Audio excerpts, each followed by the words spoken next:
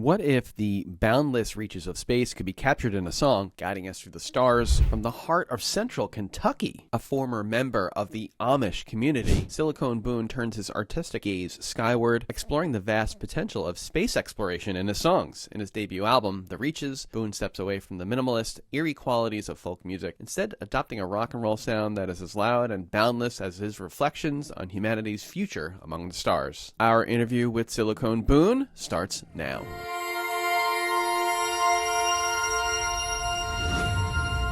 Hello, sir. How are you today? I'm good. Yeah, life is good. Found it really interesting. I listened to the album a couple of times. My kids like it too. My kids are a little bit older, and one day I was like, "Who is this guy?" So I went online, and of course, the first thing you write in when you type in Silicone Boone as your website, and you've got 2 quotes on there, right at the top, smash right there. And so, can I go through those 2 quotes real quick? Sure, of course. You'll have to remind me. I may not remember. It's okay. Quotes are your own life or your band's or even your species might be owed to a restless few drawn by a craving they can hardly articulate or understand to undiscovered lands and new worlds. And then you have Herman Melville in Moby Dick spoke for wanderers in all epochs and meridians. I am tormented with an everlasting itch for all things remote. I love to sail forbidden seas. And then you also have Carl Sagan. So I'm curious, why a couple of quotes to start your website? The Reaches is a record about space, and it's a concept album, and it starts with the Big Bang, and then it has multiple themes throughout. They're all related to space. They're all human as well. And then it finishes with the heat death of the universe with like an opera, a long, sustained opera conversation between 2 entities about the heat death of the universe. Love that. That is... Yeah. Really love that. So then picture this for a second, me, human being, sitting in my backyard, finding this, and then seeing the words, ex-Amish artist, Silicone Boone. Yeah. I melted. Melted! Yeah. I'm like, I got to get in touch with this person. Yeah, I mean, there seems like a big disconnect between NASA and the Amish community. Am I wrong? Yeah, pretty big disconnect. I don't know that most Amish buy into the general consensus on physics. Probably not. I don't know how old I was, but I was really young, and I asked Mom a question I knew the answer to, which is what happens if we leave. And she said she was kneading dough, right? She was working dough, making bread. Physically kneading it in the bowl, and she stopped and said, we would go to hell. And I wasn't in school. My 2 brothers were in school, so I had to be 5 or younger when that happened. And then, of course, within a short period of time, we ended up leaving the Amish. And I remember, I don't know, I was old enough to think, well, what's up with that? I was told one thing, and now we're doing something different. And I suspect maybe not just so much even the seeing your parents change their mind on something so major and so drastic, like that's a major thing to change your mind on.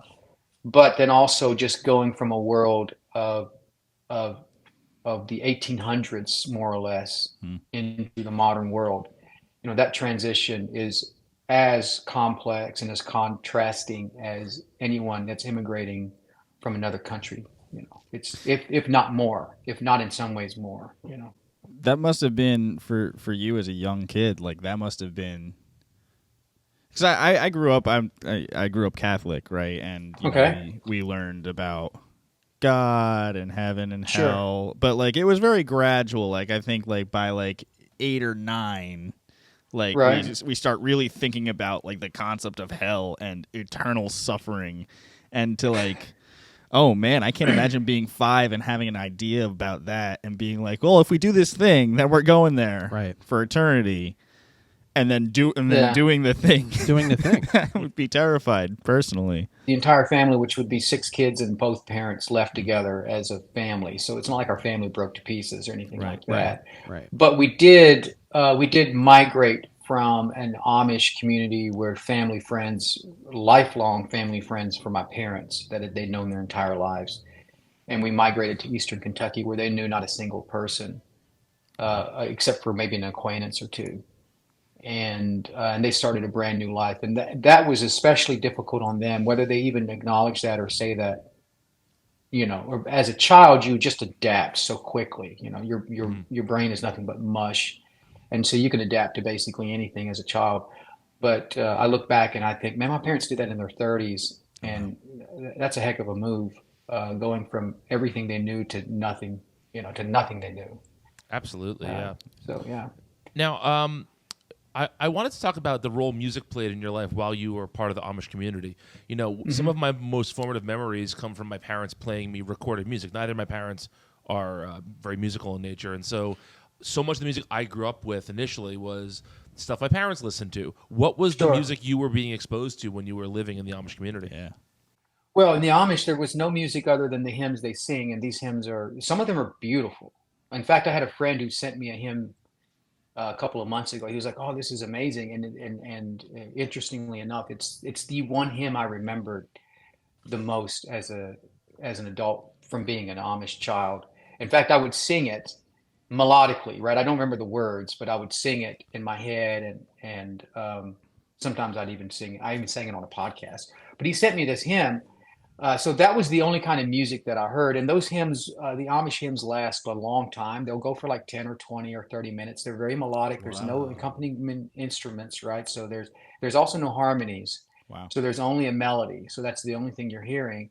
And that's not necessarily a bad thing. It may sound boring, but what it does is it forces the melody to become kind of creative and lilting, because that's all you have. Sure. And that's all I heard for the first 6 years of my life until we left the Amish. Wow. And then after that, my parents were, they were conservative, and they guarded what we were listening to. So we weren't allowed to listen to any modern or contemporary music. But I would listen to music on NPR, and so I'd hear these folk musicians, folk songs, and especially like on the Thistle and Shamrock, I started listening to these old Robert Burns songs, and that was all I listened to in my teen years was that kind of music. It was like these old folk songs. So it had and again, that was a Celtic kind of lilting kind of melody, and so that certainly had an influence on me.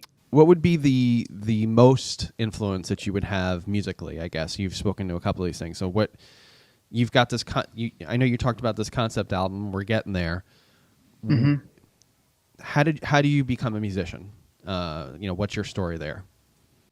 Well, I became a musician by tripping into it. I didn't even consider myself one or a songwriter for forever, even though I was. I just didn't think about it. I didn't have a context. So we were given a piano when I was 11 years old, and we didn't have TV. Like I said, we had radio, but it was only like NPR, and we just had no.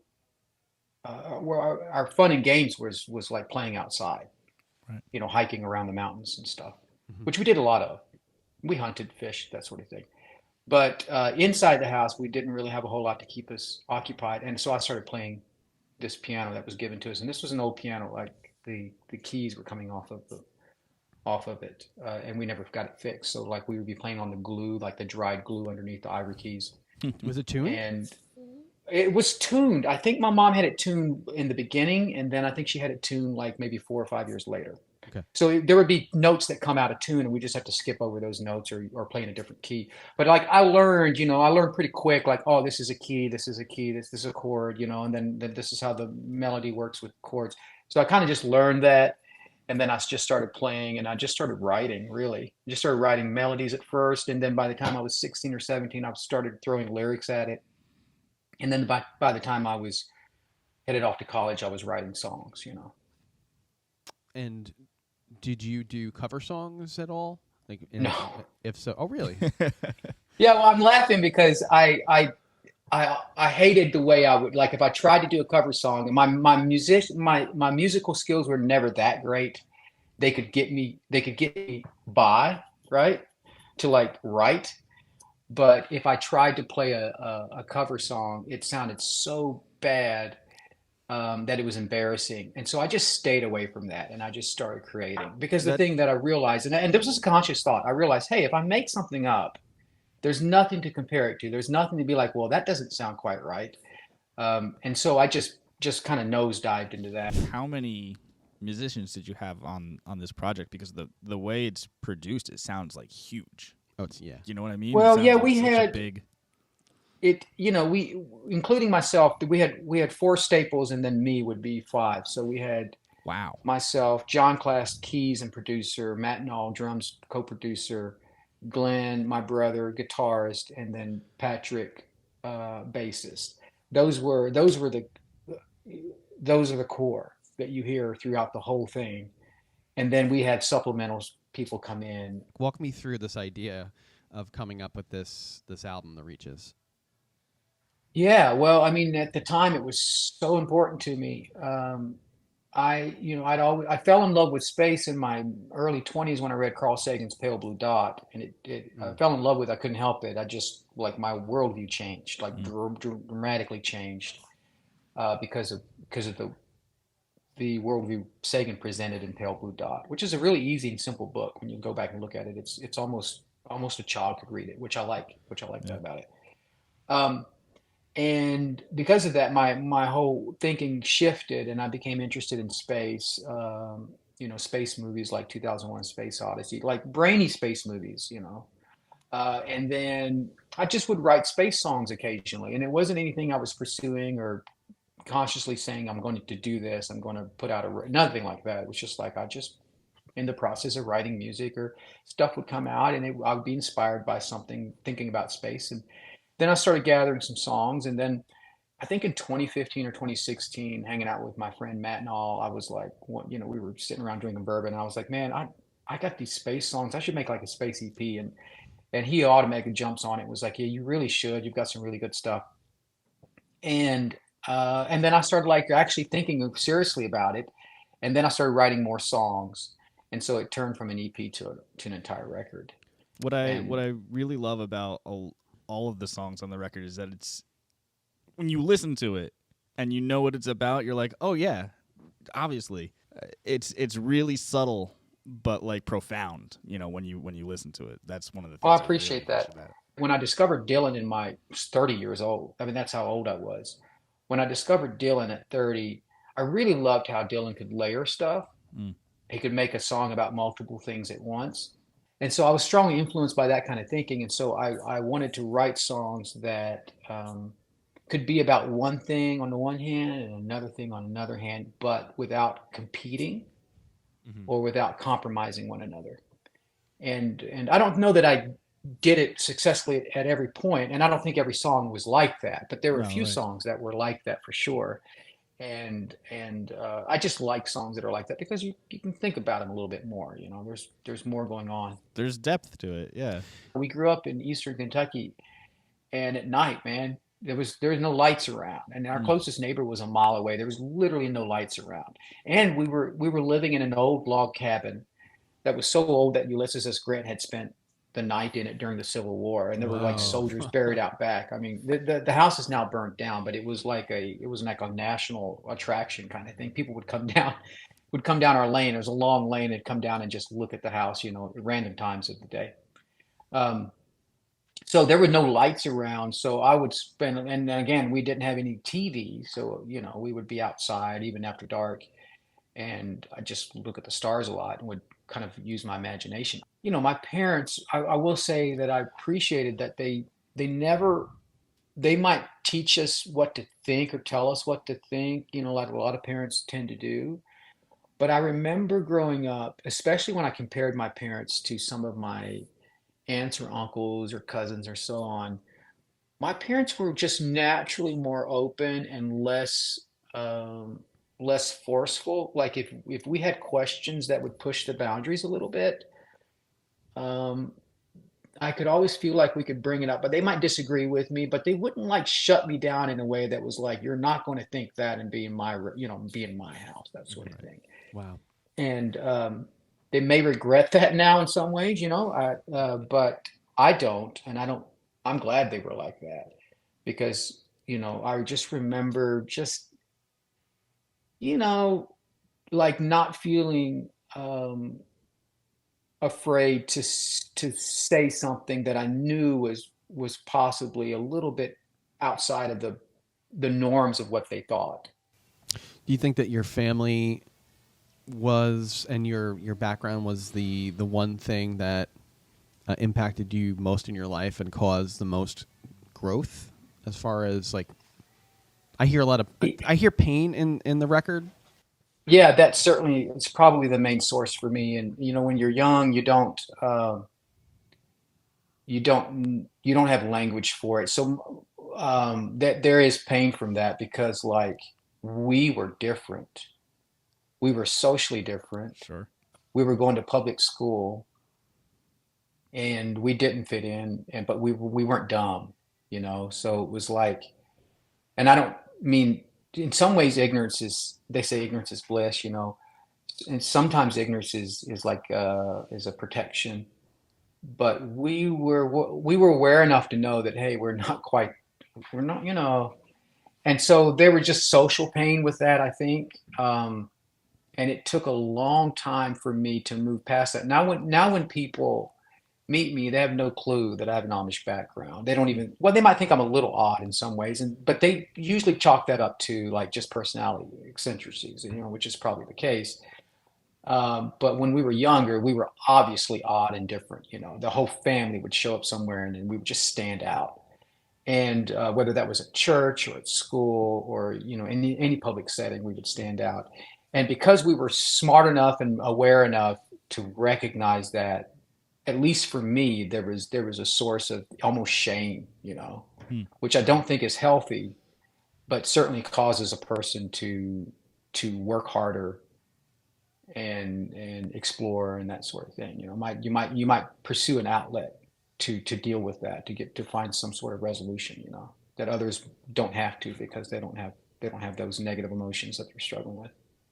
You're going under the name Silicone Boone. Silicone Hmm. Boone, right? So Yeah. what's the background on that?